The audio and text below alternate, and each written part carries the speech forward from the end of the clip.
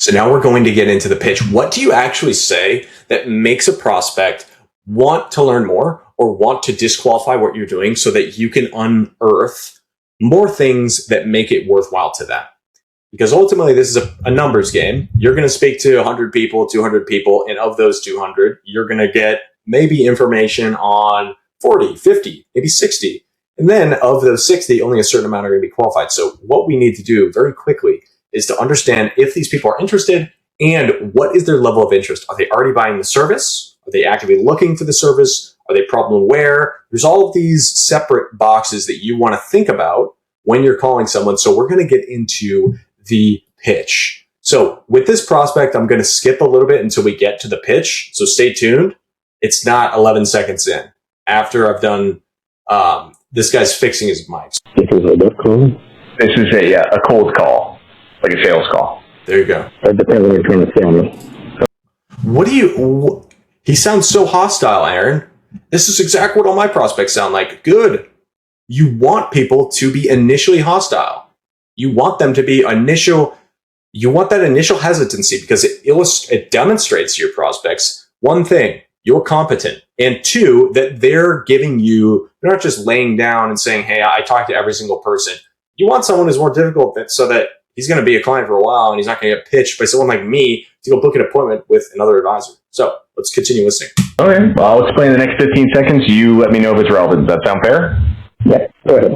So I'm a local financial firm. We talk to hundreds of people.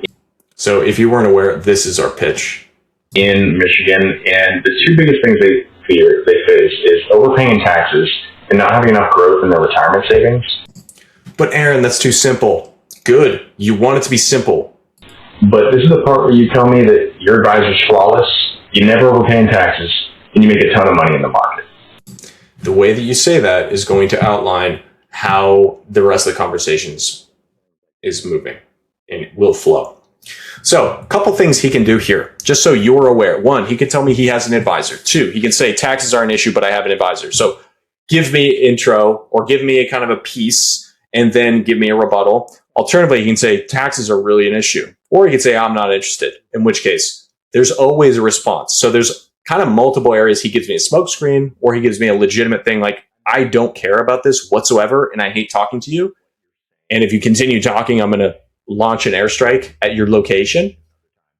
He may say, I have an advisor, in which case we know what to say, or you will know what to say, but I'm going to keep you on the edge. Or he could kind of give me some insight. What's going on with his life?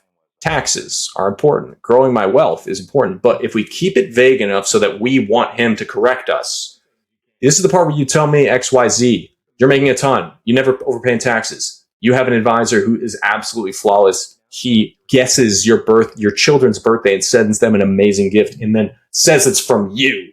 He's that good. Okay, he's not that guy. Gotcha. So let's talk a bit more. That's what we're trying to establish. So this is the pitch. What I'll get into next video is what do you do after he gives you a rebuttal? How do you handle rebuttal? What conversations, what areas can you take this so that you can get closer to reality, what this person is currently facing in their life, so that you can ultimately get them to a booked appointment with yourself, so that you're not sitting there wasting time. You're not sitting there with a bunch of leads who you think are valueless, but are actually worth a lot of money. You just don't know how to tap into them.